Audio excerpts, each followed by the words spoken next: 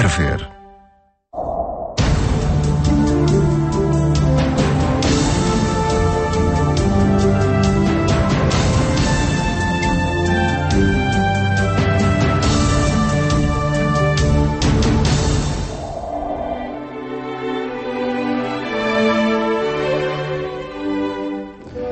Olá, muito bom dia. De hoje a 8 dias, Dom Manuel Clemente inicia a sua missão como Patriarca de Lisboa. Uma nova missão para uma diocese que conhece, cujas expectativas queremos hoje falar com São Manuel Clemente. Cumprimento antes de mais. Muito bom dia. Bom dia, Paulo. Obrigado por estar neste programa 60x7, neste contexto, no contexto do início de uma nova missão no Patriarcado de Lisboa. Felicidades para ela antes de mais. Obrigado, Paulo. Felicidades para ela. E se há uma palavra que ao longo de muitas ocasiões nós fomos falando, ou São Manuel foi propondo para o acontecer das coisas, foi a palavra naturalmente. Naturalmente assim. É também com essa palavra que se pode dizer que naturalmente é o Patriarca de Lisboa. Isso já não sei dizer.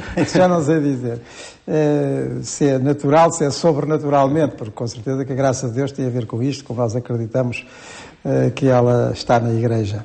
E agora, da minha parte, olha, aceitei como aceitei as outras anteriores, não é? Em 99, o Papa João Paulo II nomeou-me para Bispo Auxiliar de Lisboa, onde estive 7 anos, colaborando estreitamente com o Sr. Dom José Policarpo. Depois, em 2007, o Papa Bento XVI nomeou-me para o Porto, e pronto, e lá fui eu para o Porto, diocese onde muito aprendi, com muita gente boa, uma igreja cheia de força, cheia de vontade de trabalhar no mundo e no sentido evangélico das coisas. E sobre o qual também falaremos daqui a pouco. E agora o Papa Francisco manda-me para Lisboa como Patriarca. Portanto, posso dizer que aceito com naturalidade. Naturalidade, sobrenaturalidade, olha, aceito como as coisas vão aparecendo. Eu vou repetindo, antes de mais, para mim próprio, e há muito tempo, que a única maneira cristã de estarmos na vida é levarmos a sério o que Jesus manda, concretamente no Evangelho de São Mateus, no capítulo 6, versículo 34, não vos preocupeis com o dia da manhã, basta a cada dia a sua preocupação. É assim. E depois também com a liberdade interior que esta atitude dá, e à qual eu me tento converter, ou seja, quando não somos nós propriamente a escolher, mas são os outros, e concretamente a Igreja, que nos pede para assumirmos missões. Pois, isto também nos dá, repito, muita liberdade, porque não a teríamos se tivéssemos sido nós a vincular o destino, não é? Mas há características, há perfis da própria pessoa que, enfim, que indiciam também a missão, o cargo que a Igreja chama a levar por diante. No caso de São Manuel Clemente, o conhecimento da diocese, a relevância cultural que tem em Portugal são características necessárias para Lisboa, vai agora fazer 65 anos, nasci na diocese de Lisboa, nasci propriamente numa terra muito bonita chamada Torres Vedras. Convém dizê-lo, precisá-lo. Jesus também não nasceu em Nazaré, mas como foi lá criado era Jesus de Nazaré, não é? E vim para Lisboa estudar com cerca de 13 anos, mas indo frequentemente à minha terra. Depois fui ordenado padre em Lisboa e lá exerci o sacerdócio durante 20 anos e depois o episcopado durante mais 7. Com as funções que me foram cometidas e que eu tentei desempenhar como soube e como pude, enfim, com certeza que nunca acertando no 20 nem no 15, mas fazendo o possível. E agora, pronto, volto a uma diocese, como o Paulo dizia, e é verdade, eu conheço, enfim, em 6 anos as coisas mudam um tanto, graças a Deus fui vendo que Lisboa teve, só para falar em padres e diáconos, várias ordenações nestes anos, portanto vou conhecer, também com alguns que vieram de outros países e que estão ao serviço no Patriarcado. As comunidades, enfim, creio que é mais ou menos o mesmo número que estavam quando fui para o Porto, movimentos, associações, tudo isto que é a vitalidade católica e que Lisboa tem efetivamente muito, e para desempenhar um papel que eu acho que é o papel episcopal, seja onde for, que é estar no centro de uma comunhão, ativar essa comunhão, enfim, ser, como dizia o São Paulo, tudo para todos, não é? E fazer, enfim, com o trabalho episcopal, unidade entre o povo de Deus e ao serviço da unidade e do bem de toda a gente, não é? Para além do conhecimento, que afeto tem pela Diocese de Lisboa? Na saudação à Diocese de Lisboa, quando saiu a nomeação, fez questão de precisar essa fé. E eu afirmo, com certeza. Aliás, eu julgo que com todos nós, seres humanos, né, acontece isso. Quando nós vivemos intensamente uma realidade e conhecemos as pessoas, isso não é apenas um exercício intelectual, nem um arranque de vontade, é também um afeto. Nós acabamos por gostar e é natural que assim seja. E deve ser assim também, na sua opinião? E deve ser assim, também não podia ser de outra maneira, porque é sempre de pessoas que se trata e a relação entre pessoas tem uma fortíssima carga de afetividade e é muito bom que tenha. Por vezes há alguma proximidade entre ser Patriarca de Lisboa e ser o líder da Igreja Católica em Portugal. Isso é uma confusão, alguma ambiguidade que existe? É uma ambiguidade e que convém relativizar, não é? Não é natural também que seja... Vamos lá ver, Lisboa teve grandes figuras de pastores, como concretamente estes 3 últimos patriarcas que eu conheci, o Cardeal Sageiro, o Cardeal Ribeiro, o Cardeal Policarpo, foram figuras determinantes, não só em Lisboa, mas na sociedade portuguesa. Mas isso enquanto sociedade portuguesa, não é? No que diz respeito à Igreja em Portugal, a Igreja em Portugal vive em 20 dioceses. E cada uma dessas 20 dioceses é autónoma, é uma igreja particular, no conjunto das igrejas particulares, todas ligadas à igreja particular de Roma, onde está o sucessor de Pedro, e, portanto, é bom que as pessoas tenham consciência disso. Não há... Igreja portuguesa não é uma coisa que existe. Existe a Igreja em Portugal, em 20 dioceses. Mas tem que haver uma instância de diálogo. E essa é a Conferência Episcopal.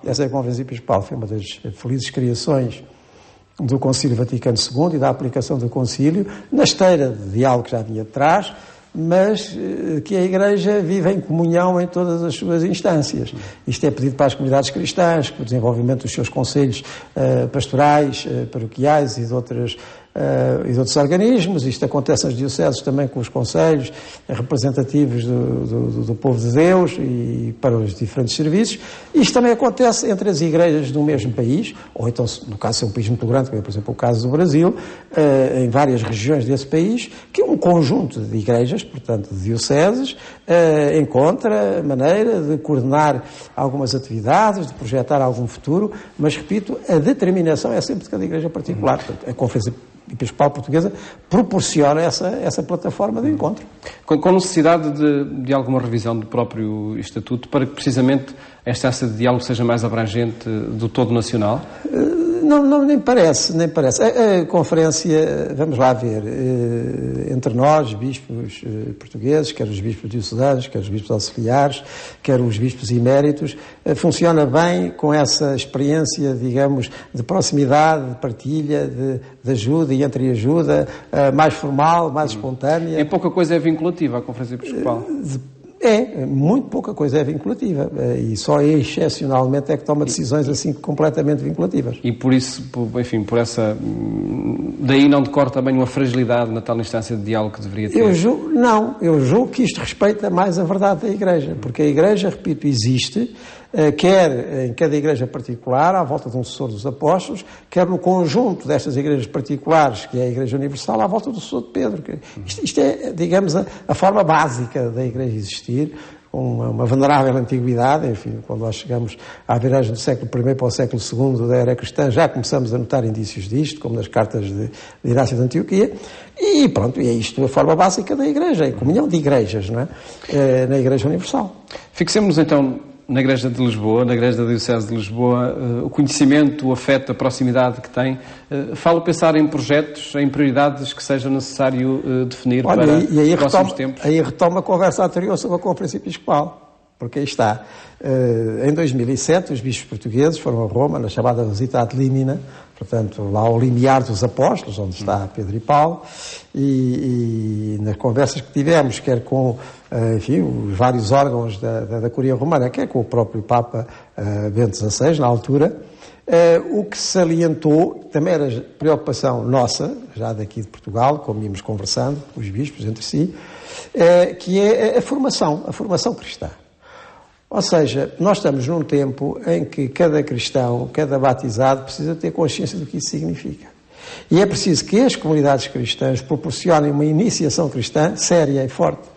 Porque eu acho que só assim interessa, numa sociedade plural como a nossa, onde há tantas ideias e outras ideias, mais ou menos contraditórias, mais ou menos convergentes, quando alguém partilha, não digo só uma ideia, mas uma vida, um tipo de vida, como é o caso de um cristão, de uma cristã, deve saber o que é que isso significa. Portanto, a nossa preocupação era já essa, criar comunidades onde se proporcionem iniciações cristãs sérias, não é? E depois formações cristãs ao longo de toda a vida. E esta preocupação, nós trouxemos de Roma, foi ainda asseverada pelo próprio Papa Bento XVI no discurso que nos fez, e voltámos para Portugal e começámos, no âmbito da Conferência Episcopal, a pensar como é que vamos efetivar isto nas nossas dioceses. E então decidimos não o fazer só por nossa cabeça, digamos, mas pedir ao povo de Deus, em geral, que se pronunciasse. E abriu-se aí algo que foi inédito, né? Foi quase um sínodo interdiocesano. Sínodo, que é uma palavra bonita que significa o caminho que se faz em comum, não é? Porque dioceses, através dos conselhos pastorais, dos conselhos presbiterais, de cada uma, congregações religiosas, movimentos, associações, muitíssima gente se pronunciou sobre o assunto. E não foi apenas um pronunciamento breve, foi com documento, com suporte documental. Nós temos aqui no arquivo da Conferência Episcopal milhares de páginas que vêm a todas essas instâncias eclesiais das 20 dioceses portuguesas. Bem, a partir daí fez um trabalho de reflexão, de síntese, e isso concluiu-se com uma nota pastoral que a Conferência Episcopal publicou na última reunião plenária, portanto em abril passado, e estão ali uma série de rumos para a pastoral e que basicamente se resumem em fazer das nossas comunidades instâncias de acolhimento e de missão. É isso que vai propor para Lisboa? E é isto, porque estes rumos são fruto de uma reflexão muito grande, aliás única, julgo eu, nunca não conheço nada assim na história da Igreja em Portugal, que envolveu milhares de cristãos, leigos, consagrados, clérigos, e que agora está ao dispor. Portanto, juntando isso com aquilo que foi a mensagem do último Sínodo dos Bispos, em outubro passado, sobre a nova evangelização, que ia também no mesmo sentido. Criar uma igreja de acolhimento e de missão. Estou a resumir desta maneira. E onde, efetivamente, pelo acolhimento e pela formação para a missão, se crie uma verdadeira personalidade cristã, que o cristianismo existe para Deus e para os outros, e como sinal de Deus para todos, não é? É a melhor maneira de nós projetarmos o futuro. Porque eu também costumo dizer, e enfim, as pessoas que conversam mais comigo já me ouviram isto muitas vezes, o programa da Igreja, 99% está feito, está nas comunidades cristãs, está nas famílias cristãs, são os pais a educar os filhos, são as comunidades cristãs a formarem todos, através da formação para a oração, isto é, para o louvor a Deus, como Cristo ensina, através da prática litúrgica, onde isso se exercita, através da escuta da palavra de Deus, através da ação sociocaritativa, está feito. Quer dizer, o programa está feito. E uma coisa é fazê-lo em Lisboa, outra coisa é fazê-lo no Porto, outra coisa é fazê-lo no Algarve ou fazê-lo nos Açores. Mas é a mesma essência, depois traduz-se nas realidades concretas. Portanto, não vamos sobrecarregar muito mais as comunidades com um programa a ser em cima do programa que já tem e que devem cumprir prioritariamente. E essa determinação da nova evangelização acaba por, enfim, e concretamente com estes rumos que a nota da Conferência Episcopal de abril passado indicou e que sintetizam muito bem o essencial. A Diocese de Lisboa acolheu uma das realizações do Congresso Internacional da Nova Evangelização. Que marcas ficaram dessa grande iniciativa e sobretudo, que imperativo ficou para retomar algo do que aconteceu nesse Congresso? Foi nesse Congresso, cuja sessão de Lisboa foi em 2005, e que tinha começado em 2013 em Viena da Áustria, depois passou por Paris, veio a Lisboa, ainda foi a Bruxelas e a Budapeste, e que eu, de alguma maneira, eu quero dizer, nós no Porto, porque foram as várias realidades eclesiais da Diocese do Porto, tentámos reproduzir ao longo, não só de uns dias, mas de um ano, com a chamada Missão 2010, que lá fizemos. E, basicamente, o que ficou foi... Do Congresso, no caso, de Lisboa. Do Congresso e da missão. Basicamente, o que ficou e o que permanece é transformar as nossas comunidades cristãs em lugares de acolhimento e de missão. Onde as pessoas sejam acolhidas com vários níveis de crença ou mesmo sem crença nenhuma, e onde se projete o cristianismo para fora, ao encontro da realidade envolvente. Esse foi o exercício, como digo, do ICNE, do Congresso Internacional da Nova Evangelização. Foi aquilo que eu tentei fazer no Porto e eu acho que nós não podemos fazer outra coisa se quisermos ser cristãos agora. Falemos, Sr. Manuel, da experiência crente hoje, de que forma é que ela se pode concretizar, a partir também da muita investigação histórica que fez sobre a concretização dessa experiência crente no século XIX e XX. Ela tem que ter uma convicção mais interiorizada. Isto volta a temas que nós já falámos atrás, acerca das prioridades pastorais, porque numa sociedade como a portuguesa, isto não é assim em toda a parte do mundo. Há sociedades em que o cristianismo está a nascer. Portanto, isto que eu vou dizer não se aplica a essas sociedades, aplica a sociedades como a nossa, onde, enfim, o cristianismo chegou no século III, no século IV, portanto, temos aqui séculos e séculos de cristianismo sedimentado, não é? Com mais ou menos coerência, mas sedimentado, e que se transformou em, digamos, numa cultura, numa civilização, num molde social. Bem, isso hoje já não é bem assim.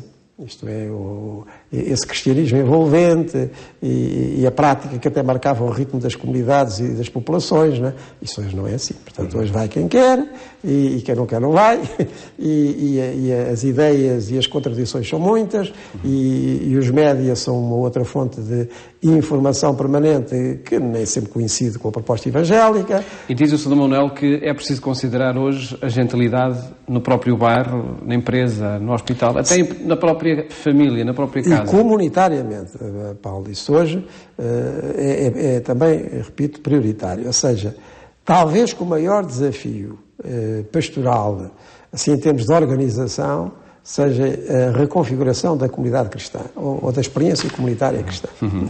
Antes, algumas perguntas muito práticas, que creio que também passa por aí o governo de uma diocese, nomeadamente, por exemplo, dos seus mais diretos colaboradores. Chegando a Lisboa, há aquela tradição de continuar a confiar nos mesmos que já estão. É o que acontecerá também neste caso? Há uma regra básica da pastoral, seja numa diocese, seja numa paróquia, seja onde for. No primeiro ano não se muda nada. Porque temos que tomar conta da realidade, temos que deixar que a realidade tome conta de nós. Portanto, o que nós devemos ir é com disponibilidade para conhecer, ou no meu caso, voltar a conhecer, e alguns conhecer de novo, porque não estavam lá quando eu fui para o Porto, as realidades concretas, ouvir muito as pessoas, o que fazem, o que gostariam de fazer, o que não podem fazer, ver, ouvir, e depois, em conjunto também, e é por isso que nós temos que exercitar a comunhão eclesial em todas as instâncias e níveis, e tomando decisões que se mostrem mais afins daquilo que se pretende. Mas, portanto, primeiro ano é? Com certeza, e se calhar até mais do que o primeiro, vamos a ver. E é uma análise que terá de verdade aquilo que cada um lhe quiser dar, mas por vezes diz do Sr. Manuel que essas decisões podem demorar algum tempo. Isso é uma característica pessoal, é uma estratégia pastoral? Paulo, eu creio que de igreja não se pode falar de outra maneira. Porque é a igreja, ou seja, o sujeito da ação da igreja é a própria igreja. Portanto, é uma exigência pastoral. É um coletivo, é uma comunhão, para dizer uma palavra mais bonita que nós trazemos do Concílio Vaticano II. É uma comunhão, portanto, lançar coisas apenas por arranques de vontade, mesmo que sejam muito bem intencionadas, só isso não as faz eclesiais, essas iniciativas. Temos que as maturar, temos que ouvir, e depois, quando é a altura de decidir, temos que decidir, mas não devemos precipitar as coisas sob o risco de serem, enfim, fogachos. Será a partir da Casa Patriarcal que dinamizará a Diocese de Lisboa, a sua residência? Não. A partir, digamos, da sede, não da SEC, mas da sede da vida diocesana, que é, neste momento, o Mosteiro de São Vicente de Fora. Onde estão os vários serviços. Exatamente. Sendo a residência a Casa Patriarcal. Sim. É lá e dormir-se, quando estiver em Lisboa. Sr. Manuel, uma última referência à Diocese de Porto a estes anos, já com pouco tempo que temos. Quando entrou disse que tinha um só propósito, conhecer, amar e servir, e quando saiu disse que conheci-vos de perto, servi-vos como pude e com a estima que permanece em perpétua gratidão. Em perpétua missão cumprida? Isso não, porque estas coisas começam em Deus e a Deus acabam, e com uma conversão permanente da nossa parte. Mas quero repetir aquilo que tenho dito: eu não vou regressar a Lisboa como de lá parti. Eu vou regressar a Lisboa com 6 anos e tal do Porto, muito preenchidos por uma igreja magnífica, onde há gente excelente, onde há cristãos leigos, consagrados e clérigos que dão tudo por tudo pelo Evangelho, com uma enorme abnegação, colegas sacerdotes sobrecarregadíssimos de trabalho, porque têm várias comunidades, dada a escassez de clero e que não desistem. Alguns já com uma idade, estou a falar de 80 e 90 anos, não é? Que nos deixam perplexos com o entusiasmo e com a dedicação que mantêm. Portanto, eu vou muito preenchido por uma sociedade, a sociedade do Porto e do Norte em geral, em que as pessoas, talvez por estarem historicamente afastadas dos centros do poder, passo o termo, andaram mais por si, são capazes de arrancar com a vida, mesmo quando parecia que já não havia nada a fazer, e lançar empresas de todo o tipo, com uma malha sociocaritativa e filantrópica imensa, e cultural, desportiva, portanto, uma população extremamente ativa, e tudo isto que lá está, que foi uma enorme experiência humana para mim, e eclesial também, e é com ela que eu regresso a Lisboa. Sentiu algum tipo de repercussão pessoal, de peso, pelo uso do título de Bispo do Porto? É uma honra conseguir, tem uma carga histórica relevante. Uma carga histórica muito bonita, não é? As pessoas lembram-se, e muito bem, muito legitimamente, do Sr. António Ferreira Gomes, que foi Bispo de Lisboa nas décadas centrais do século passado, e que teve aquele papel tão lúcido, tão corajoso no regime de então, lembrando pontos essenciais da doutrina social da Igreja e da dignidade humana e da liberdade humana, quer antes, quer depois do 25 de Abril, mas o Diocese do Porto tem outros vultos de enorme relevo. Uhum. E há um, entre os bispos e há um com quem eu, digamos, convivi historicamente muito quando foi agora o centenário da República, foi Dom António Barroso, esse grande bispo missionário, que depois continuou a ser também missionário como bispo do Porto, e que enfim, teve as suas dificuldades grandes com a Primeira República, mas conseguiu ultrapassar com grande interesse. Portanto, a Diocese do Porto tem grandes figuras de episcopado, sem desmerecer nenhumas outras, mas estas duas são as mais conhecidas e justamente conhecidas, e por isso ter o mesmo cargo que eles tiveram é uma honra, mas sobretudo foi uma grande responsabilidade. Não é? Uhum. Tanto na Missão 2010 como nas Jornadas Vicariais da Fé ao longo deste ano, procurou incentivar a tal militância católica nos diocesanos? Aquilo que para mim é o ponto essencial e a melhor herança dessas iniciativas, concretamente, de tudo quanto se fez à volta do Congresso Internacional para a Nova Evangelização, isto é, transformar as comunidades cristãs em centros de acolhimento e missão. Isto é fundamental.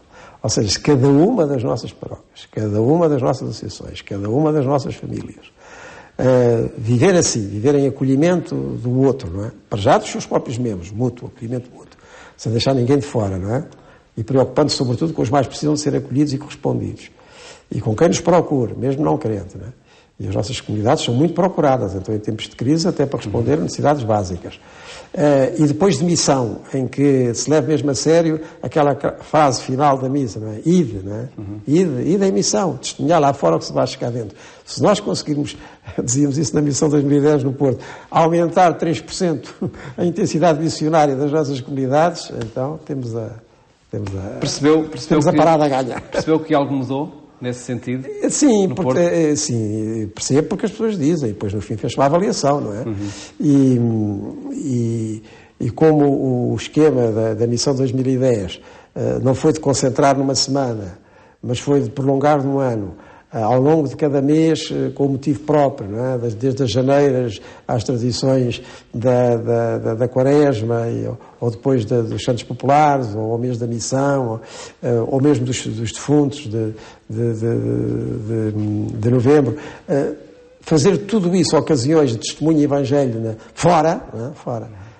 Foram milhares de iniciativas, porque no Porto há quase 500 paróquias, não é? Além das associações e dos institutos. Não é?